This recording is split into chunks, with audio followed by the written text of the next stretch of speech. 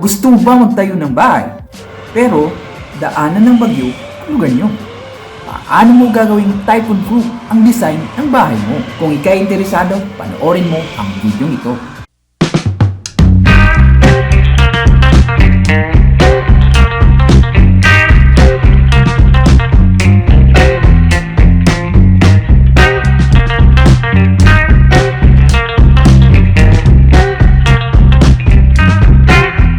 Hi, this is Kuya Archie or Kuya Architect, at kung bago ka pa lang dito, please do subscribe sa ating YouTube channel and click the notification bell para updated ka sa ating mga bagong videos. So sa video ito, ipapakita natin ng isang house design na typhoon resilient o matibay laban sa lakas ng bagyo.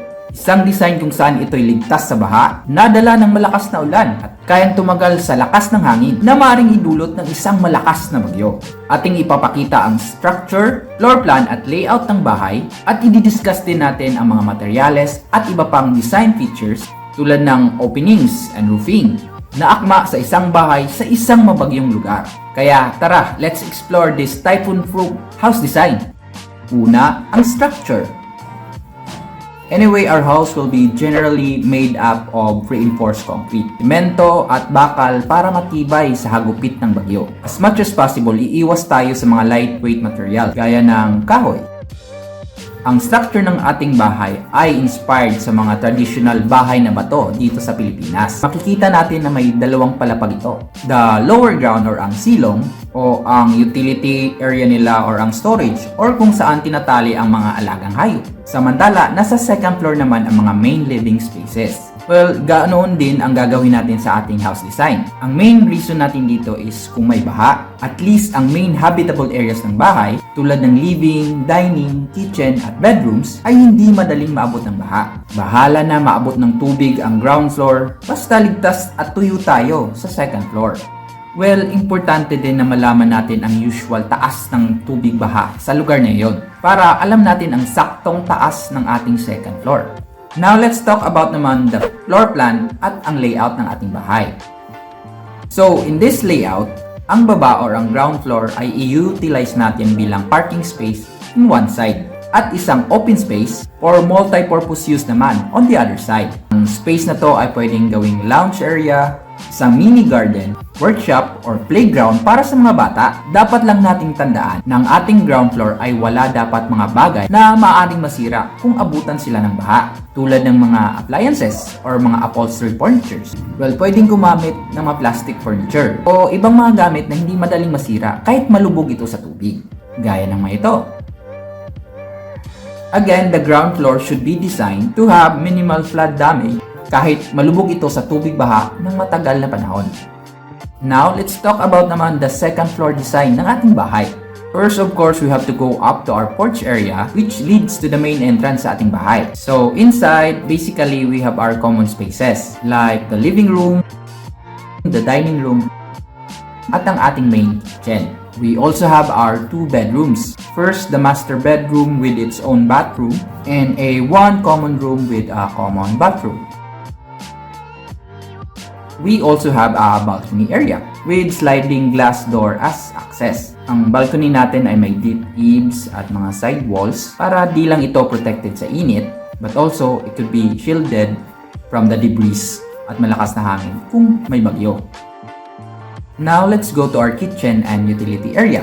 Anyway, meron din tayong back exit door which leads to our ground floor. This also serves as a utility access. Well, going back to the kitchen, ang pagkakaroon ng kusina sa second floor ay napaka-convenient in times na may malaking baha during typhoon.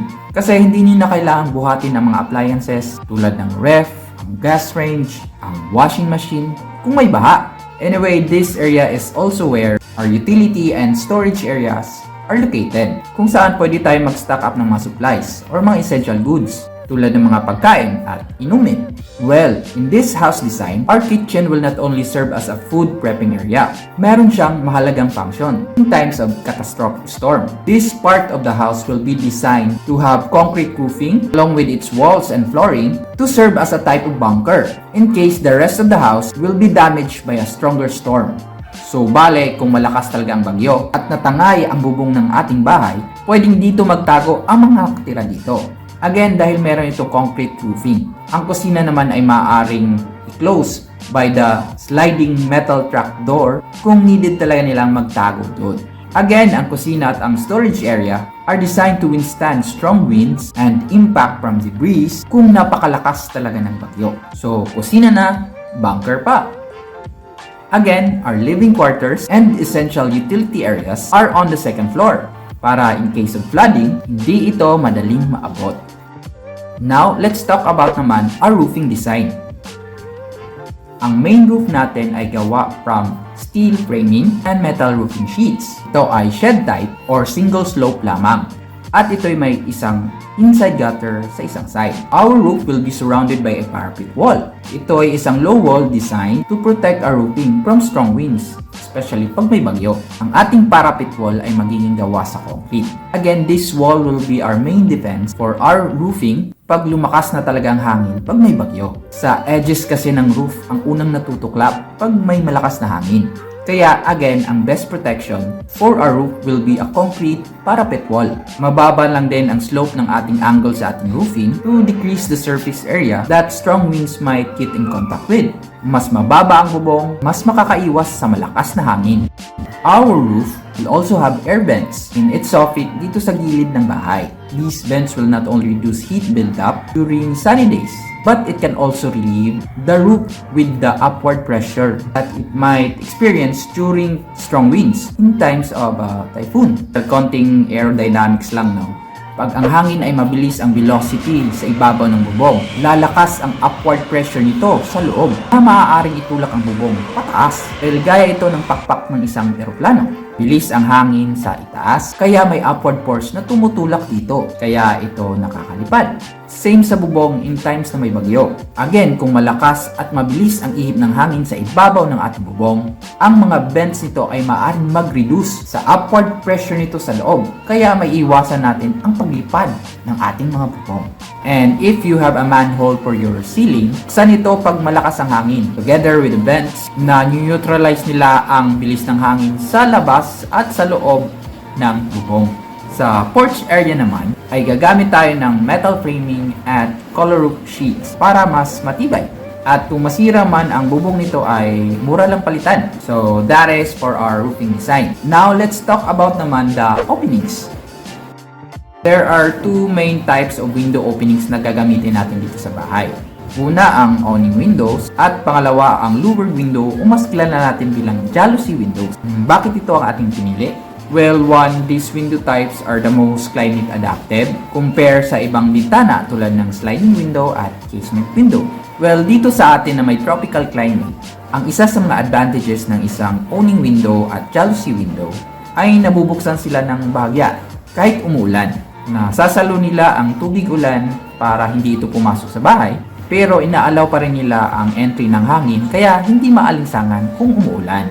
Mas na-utilize din nila ang natural ventilation dahil nabubuksan ito with larger openings, hindi gaya ng isang sliding window na 50% lang ang nabubuksan nito sa kanyang opening. Anyway, to find out more on the advantages at mga issues ng different window types, you can check out this video, link on the description below. In terms naman sa typhoon resiliency, awnings and jalousie windows are better suited for these conditions with strong winds and rains. An awning window has more frames to stiffen the glass panels para matibay ito laban sa malakas na hangin at mga debris. Ang jalousie window naman, on the other hand, are multi-panels, kaya meron siyang less impact compare sa mas malalaking window panes na maaaring bumigay dahil sa laki ng impact surface nito. Our openings have also these thin molding slots kung saan pwedeng mag-install ng typhoon barrier in times kung may paparating na bagyo. So for natural ventilation at pagiging typhoon impact resistant, ang awning at jalousie window ang best options natin. So there, we discussed the structure, the floor layout, the roofing and openings, and materials for our design of a typhoon-resilient house. Sana may nakuha kayong idea dito that you can apply to your current house or sa ipapatayo nyo pang bahay. Anyway, you can also check out our other videos in house design, construction, and materials, links on the description below. And if you like this video, please give us a thumbs up. Give your thoughts and suggestion on the comments below. At kung hindi pa, please do subscribe sa ating channel. Again, this is Kuya Archie, your Kuya Architect, and thank you for watching. Bye!